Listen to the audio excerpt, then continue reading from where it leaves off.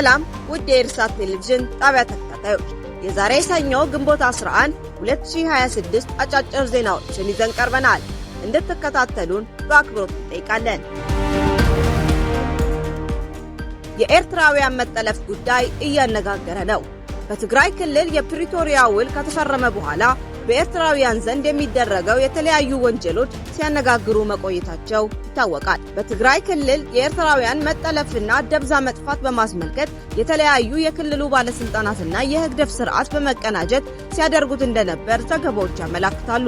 ሰሞኑን የቀድሞ የትግራይ ፖሊስ ኃላፊ የነበሩ ከኤርትራውያን መጠለፍ ጀርባ ስማቸው በተደጋጋሚ ሲጠቀስ የቆየው አቶ ይህደጎ ስዩም አጀንዳ ከመሆናቸው ተያይዞ በማህበራዊ መገናኛ ገጾች እየተከሰሱ ይገኛሉ። እናንተስ በኤርትራውያን ላይ በህገወጥ የሰዎች አዘዋዋሪዎች ሲደረግ የቆየው ግፍና መከራ በማስመልከት ምን የምትሉን ይኖራል? ሐሳባችሁን አጋሩን በማለት ወደ ሌሎች የዜና አጀንዳዎቻችን መቀጠል እንወዳለን።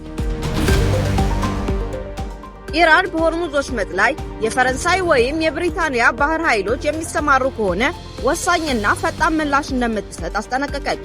የፈረንሳዩ ፕሬዝዳንት ማክሮን አገራቸው በወሽመጡ ላይ የባህር ኃይሏን ለማሰማራት እቅድ እንደሌላት ገልጸው፣ ነገር ግን ከኢራን ጋር በመተባበር የደህንነት ተልዕኮ የሚሰጠው ጦር እንደሚሆን ተናግረዋል። ፕሬዝዳንት ዶናልድ ትራምፕ ኢራን አሜሪካ ጦርነቱን ለማስቆም ላቀረበችው እቅድ የሰጠችውን ምላሽ ፈጽሞ ተቀባይነት የሌለው ሲሉ ውድቅ አደረጉ።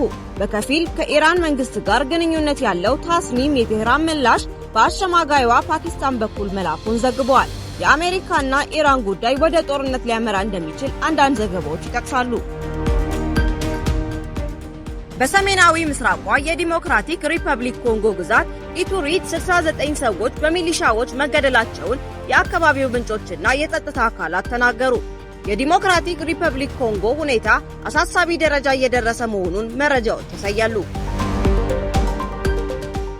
ፓኪስታን ከኢራን ጋር ታሪካዊ ግንኙነት ያላት ሲሆን ድንበር ከመጋራት በተጨማሪ ከአገሪቱ ጋር የወንድማማች ግንኙነት እንዳላት አዘውትራ ትጠቅሳለች። ከአሜሪካ ጋርም ግንኙነት አላት።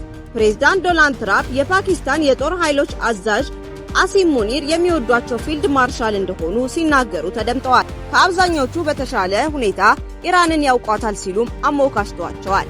በስምምነቱ ማንም እርግጠኛ አልነበረም። የፓኪስታን የውጭ ጉዳይ ሚኒስቴር ኢሻቅ ዳር ማክሰኞ ዕለት በፓርላማ ባደረጉት ንግግር እስራኤል ሰኞ ዕለት በኢራን ላይ ጥቃት ከመሰንዘሯና ኢራን ሳውዲ አረቢያን ከማጥቃቷ በፊት ነገሮች በጥሩ አቅጣጫ እየተጓዙ እንደሆነ በጣም ተስፋ አድርገው ነበር ብለዋል።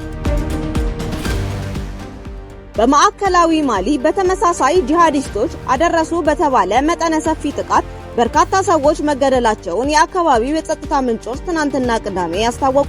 ማሊ ትልቅ የጸጥታ ስጋት ተደቅኖባት እንደሚገኝ የፖለቲካ ተንታኞች ይገልጻሉ። ኢራን አሜሪካ ላቀረበችው የሰላም ስምምነት መልስ መስጠቷን የሀገር ውስጥ የመገናኛ ብዙሃን ዘገቡ።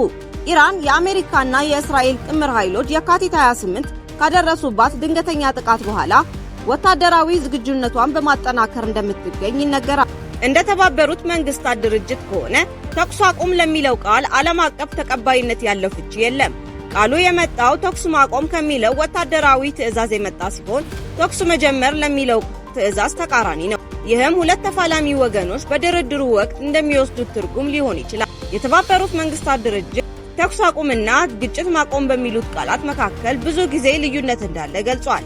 ሩሲያ በዩክሬን የምታደርገው ጦርነት በፍጥነት እንዲያበቃ ፍላጎት እንዳላት አስታወቀች።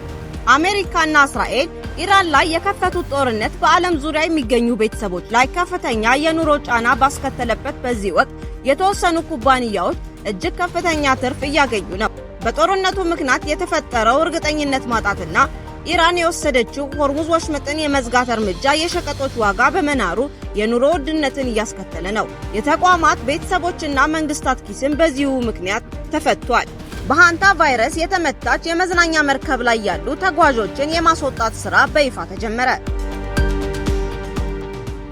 የአውሮፓ ሀገራት አሜሪካና እስራኤል ኢራን ላይ የከፈቱት ጦርነት ውስጥ እንደማይሳተፉ ካሳወቁ በኋላ የትራንስ አትላንቲክ ሀገራት ግንኙነት እንደ አዲስ ሻክሯል።